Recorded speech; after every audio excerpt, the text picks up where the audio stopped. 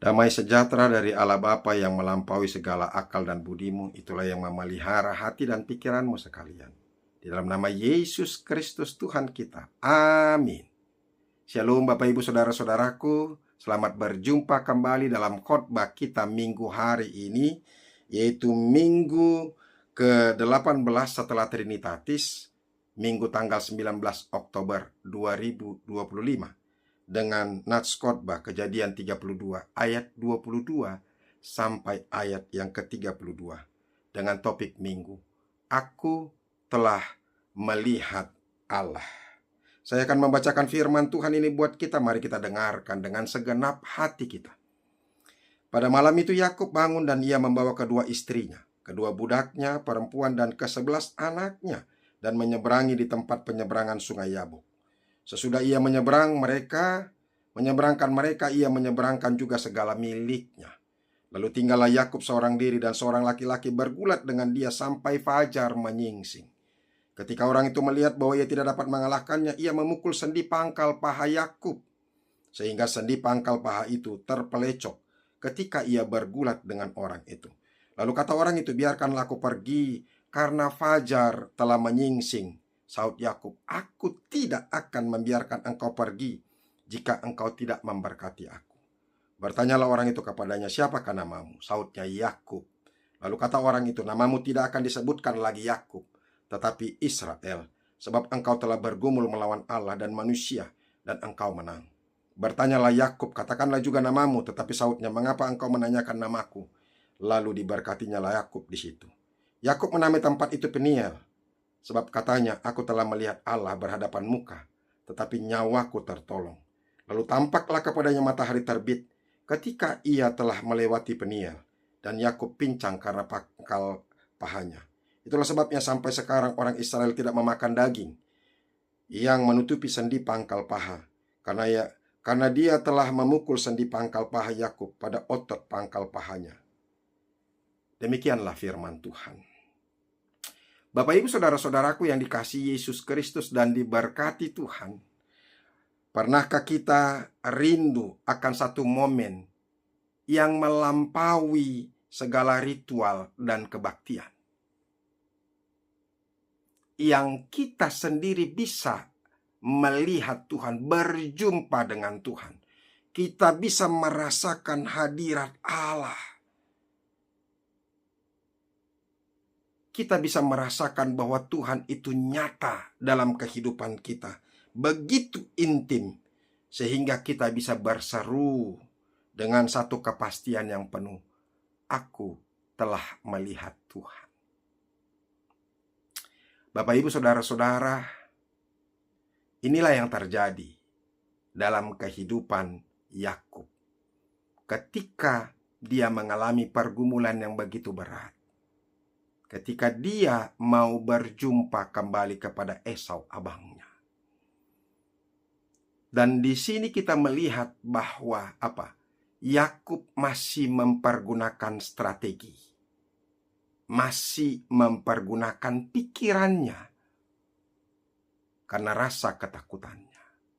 Nah, saudara-saudara, dengan ketakutan dan keterpurukan itu kita membutuhkan Tuhan sama seperti Yakub ketika ini.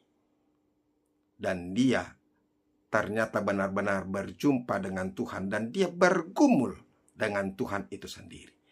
Sehingga dia bisa merasakan dan menyatakan, aku telah melihat Tuhan itu di Peniel.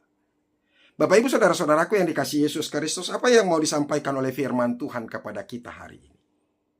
Apa yang mau jadi renungan buat kita, yang bisa kita renungkan saudara-saudara, yang menghibur, menguatkan, dan meneguhkan kita? Yang pertama saudara-saudara, perjumpaan ilahi dimulai saat kekuatan kita habis.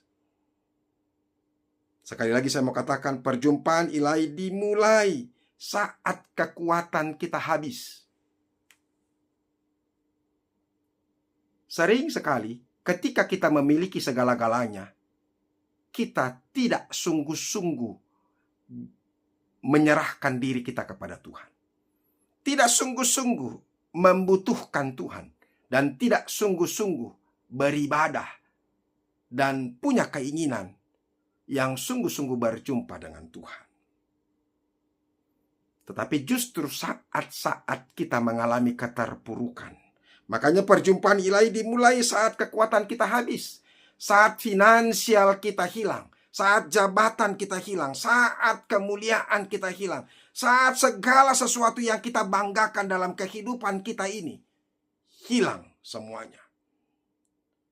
Oleh karena itu saudara-saudara, melalui renungan kita yang pertama ini, pokok renungan kita yang pertama, perjumpaan ilahi dimulai saat kekuatan kita habis. Maka oleh karena itu Allah menunggu di titik nol kehidupan kita. Sering sekali justru Allah menunggu di titik nol kita, supaya kita jangan mengandalkan diri kita, supaya kita jangan menyombongkan apapun. Ketika kita berada dalam titik nol, maka pasti kita akan merendahkan diri, datang ke hadapan Tuhan. Itu yang terjadi. Kekayaan dan strategi hanya menjamin kenyamanan dunia, bukan keselamatan rohani. Dan itu yang masih dipergunakan oleh Yakub ketika dia menyeberangkan istrinya dan anaknya serta harta-hartanya melewati Yabok itu, sungai Yabok itu. Dia masih menggunakan strategi dan kelicikan dunia. Tetapi justru saudara-saudara, perjumpaan ilahi dimulai saat kekuatan kita habis.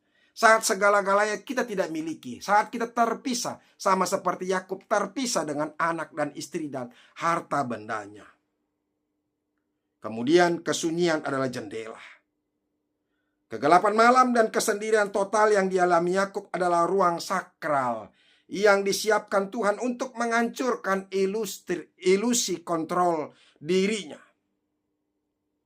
Saudara-saudara, kita harus berhenti mengatur agar dapat melihat Dia bekerja. Bukan kita yang mengatur. Ketika kita mengalami situasi yang berat dan dalam titik nol, maka kita sendiri bisa, ketika kita datang ke hadapan Tuhan dan sungguh-sungguh menyembah Dia dan berserah kepadanya, dan disitulah kita bisa melihat cara Tuhan bekerja dalam kehidupan kita. Maka jangan andalkan dirimu. Jangan sombongkan apa yang kau miliki. Belum tentu itu bisa mengantarkan engkau berjumpa dengan Tuhan. Yang ketiga dari pokok yang pertama ini, pokok kerenungan yang pertama ini, keterdesakan adalah panggilan. Setiap krisis dan keterdesakan yang kita rasakan adalah bel rohani dari Allah. Pergumulan, keterdesakan, dan kehancuran kita itu adalah ingatan dari Tuhan yang secara proaktif datang untuk bergulat. Bukan untuk membinasakan, tetapi untuk memaksa kita untuk bersandar kepada Tuhan, berserah dengan sepenuh hati, dan mempercayakan hidup kita kepada Tuhan. Itu. Jadi kadang-kadang keterdesakan itu juga merupakan panggilan yang Tuhan izinkan terjadi dan Tuhan sediakan bagi kita. Jadi jangan bersedih kalau kita mengalami keterdesakan. Justru itu kita harus bergulat sehingga Tuhan memberikan kekuatan dan kemenangan kepada kita. Yang kedua, dari pokok renungan kita, apa yang mau kita renungkan dari firman Tuhan ini? Berkat Allah datang setelah kita jujur mengakui diri. Kita harus mengakui segala kekurangan kita. Kita harus mengakui segala dosa-dosa kita, kejahatan demi kejahatan yang kita lakukan. Malaikat itu menanyakan, siapakah namamu? Yakub. Yakub dalam interpretasi nama itu adalah penipu, orang yang licik. Sekalipun makna kata Yakub itu adalah memegang tumit, tapi dari arti makna yang lain artinya penipu, penuh dengan kelicikan. Saudara-saudara, berkat Allah datang dari kita jujur mengakui siapa diri kita. Sama seperti Yakub ini. Dia mengakui bahwa namanya Yakub. Dia mengakui dosa. kesalahan, kelicikan dia. Oleh karena itu, kejujuran membuka anugerah. Kalau ditanya tadi siapakah namamu, adalah panggilan untuk bertobat dan mengakui seluruh kepalsuan, seluruh strategi dan kemandirian masa lalu kita. Kadang-kadang kita selalu mengandalkan hal-hal yang hebat dari kehidupan kita, apalagi yang lalu. Berkat tidak dapat diletakkan di atas pondasi dosa dan kelicikan. Camkan itu baik-baik. Jadi orang tidak perlu menjadi orang yang licik. Tidak perlu menjadi orang-orang yang yang gemar melakukan tipu daya, perkataan-perkataan yang tidak berguna dan dosa.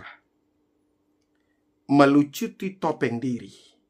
Kita harus bersedia melepaskan topeng kesuksesan dan kesalehan palsu di hadapannya.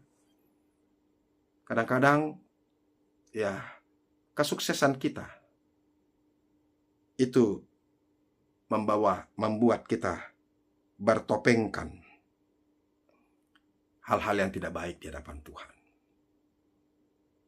Ada banyak orang yang sukses tapi bukan dari berkat Tuhan, tapi justru karena penipuan, karena pencurian. Demikian juga saudara-saudara, kesalehan yang palsu. Banyak orang menganggap dirinya hebat dan lebih benar, lebih suci, lebih kudus dengan kegiatan-kegiatan kerohanian yang dia lakukan. Saudara-saudara, pengakuan nama adalah aksi penyerahan diri yang paling radikal, sehingga itu akan membebaskan dia. Menyatakan kesalahan dan kekurangan kita, mengakui kekurangan kita dan dosa-dosa kita. Itu adalah penyerahan diri yang paling radikal dan membebaskan kita. Oleh karena itu, akuilah segala dosa-dosamu, kesalahanmu, dan mohon ampunlah di hadapan Tuhan. Maka Tuhan akan memberikan berkat-Nya, akan memberikan semua kuasa dan segala yang menyukakan hati kita. Yang ketiga, saudara-saudara, pokok renungan yang kita perlu renungkan. Bukti melihat Allah terukir dalam kelemahan kita. Saudara-saudara, justru kita bisa melihat Tuhan karena di dalam kelemahan, di dalam kekurangan, di dalam keterpurukan kita. Bukti otentik bahwa kita telah melihat Allah bukanlah kesempurnaan kita, melainkan tanda permanen dari kelemahan yang diubahkan. Kekuatan dihancurkan untuk ditopang. Sengaja Tuhan kadang-kadang mengizinkan situasi yang terpuruk. Kita menjadi miskin, kita menjadi sakit, kita menjadi bergumul, penuh dengan kelemahan, supaya kita datang dan terus berserah kepada Tuhan, mempercayakan hidup kita kepada Tuhan dengan sungguh-sungguh. Pukulan pada pangkal paha melambangkan penghancuran total atas kekuatan fisik dan harga diri daripada Yakub. Kemenangan sejati seringkali diwujudkan melalui kelemahan yang membuat kita tidak lagi menyombongkan diri. Justru kita dalam kelemahan kita memperoleh kemenangan dalam Tuhan. Itu yang dialami oleh Rasul Paulus. Aku sudah berdoa kepada Tuhan 3 kali supaya dia mengambil duri dalam daging. Tetapi Tuhan tidak menjawabnya, tidak melepaskan. Maka dia bersaksi, dalam kelemahanlah muncul anugerah Tuhan, kuasa Tuhan, dan kekuatan Tuhan. Saudara-saudara, pergumulan dan kelemahan kita di situ menyatakan nyata bahwa kuasa Tuhan itu ada buat kita. Kepincangan adalah stigmata. Tanda pincang adalah bekas luka ilahi yang menjadi peringatan, pengingat harian buat kita. Anda berjalan bukan karena kemampuan Anda, tetapi karena anugerah Tuhan yang menopang kita. Kita berjalan, kita boleh melakukan segala sesuatu, bukan karena kekuatan kita, tapi karena semata-mata topangan Tuhan yang Dia anugerahkan dalam kehidupan kita. Sehingga tidak ada satupun yang boleh kita andalkan. Tidak ada satupun yang boleh kita kita sombongkan di hadapan Tuhan. Sebab semata-mata semuanya hanya karena Tuhan saja. Hidup adalah kesaksian peniel. Apa artinya? Artinya di peniel lah dia melihat Tuhan. Setiap kelemahan dan keterbatasan kita adalah bukti otentik bahwa kita pernah bergumul, dilemahkan, dan kemudian diselamatkan. Itulah peniel itu. Melihat Allah berarti menyadari bahwa kuasanya sempurna di dalam kelemahan kita. Bapak Ibu Saudara-saudara, apa yang kita perlu refleksikan dalam kehidupan kita dari nats ini? Dalam era serba cepat ini kita menghadapi yabok kita yang modern, yaitu dari tekanan kerja, kecemasan finansial, hingga beban relasi. Saudara-saudara, jangan anggap kelemahan dan keterbatasan sebagai hukuman. Sebaliknya, gunakan kepincangan itu sebagai kompas iman. Kepincangan, keterpurukan kadang-kadang diizinkan oleh Tuhan untuk kita semakin bersandar dan mengandalkan Tuhan. Dan Tuhan adalah sebagai kompas dalam kehidupan iman kita. Setiap kali Anda merasa gagal, setiap kali Anda harus melambat, setiap kali Anda tidak mampu, ingatlah peniel. Anda bergumul dan kaki kita dipatahkan, tapi kita menang. Tuhan memberkati kita. Kelemahan itu adalah bukti historis yang paling otentik bahwa Anda pernah bertemu dengan Tuhan. Itu adalah garis emas, kintsugi, yang menyatukan kembali kepingan hidup kita. Segala sesuatu yang sudah hancur. Itulah teknik seni Jepang, kintsugi. Yang sudah hancur itu, serpihan-serpihan itu bisa disatukan kembali dengan dengan serbuk emas dan lem daripada kayu itu. Sehingga kelihatan lebih indah. Guratan-guratan emas itu lebih indah daripada apa yang sebelumnya. Kekuatan Anda bukan lagi pada kecepatan berlari, melainkan kepada kualitas ketergantungan Anda pada Allah yang telah melihat Anda, melukai Anda, dan memperbaiki Anda. Oleh karena itu, saudara-saudara, hari ini mari kita berhenti dari lari dari pergumulan. Hadapilah kesulitan Anda bukan dengan kecerdikan. Kadang-kadang ada orang sudah sulit tapi masih menipu. Dia sudah terpuruk tapi masih berbohong. Mempergunakan kesulitannya untuk mengambil keuntungan dari orang lain. Jangan gunakan kecerdikan dunia, tetapi dengan iman yang berani menuntut berkat kepada Tuhan. Tadi dikatakan, hadapilah kesulitan Anda bukan dengan kecerdikan, tetapi dengan iman yang berani menuntut berkat dari Tuhan. Izinkan Allah menyentuh pangkal paha kesombongan Anda, menghancurkan kekuatan Anda yang lama, dan memberi Anda identitas yang baru. Mulailah setiap langkah hidup Anda hari ini, bahkan langkah yang pincang dengan kesaksian penuh keyakinan. Aku tahu aku lemah, tetapi aku tidak sendirian. Aku telah melihat Allah dan nyawaku tertolong. Amin. Mari kita berdoa. Kami bersyukur Tuhan untuk firman-Mu yang begitu indah. Berkatilah itu. Untuk mengingatkan kami dalam kelemahan kami. Ternyata di situ Tuhan hadir dan meneguhkan kami, menguatkan kami. Jangan biarkan kami mempergunakan dunia kami, kehebatan, kekayaan, materi, jabatan, karena semuanya itu tidak bermanfaat dan tidak berguna untuk membawa kami ke hadirat Tuhan. Justru dalam kelemahanlah kami bisa melihat dan merasakan hadirat Tuhan. Terima kasih Yesus. Dalam nama-Mu kami berdoa dan mengucap syukur. Amin. Saudara-saudara, kita sudah dengarkan firman Tuhan. Mari tetap terus bergereja, mendengarkan firman Tuhan sehingga kita tetap diteguhkan. Sampai ketemu di minggu yang akan datang. Tuhan Yesus memberkati. Salam.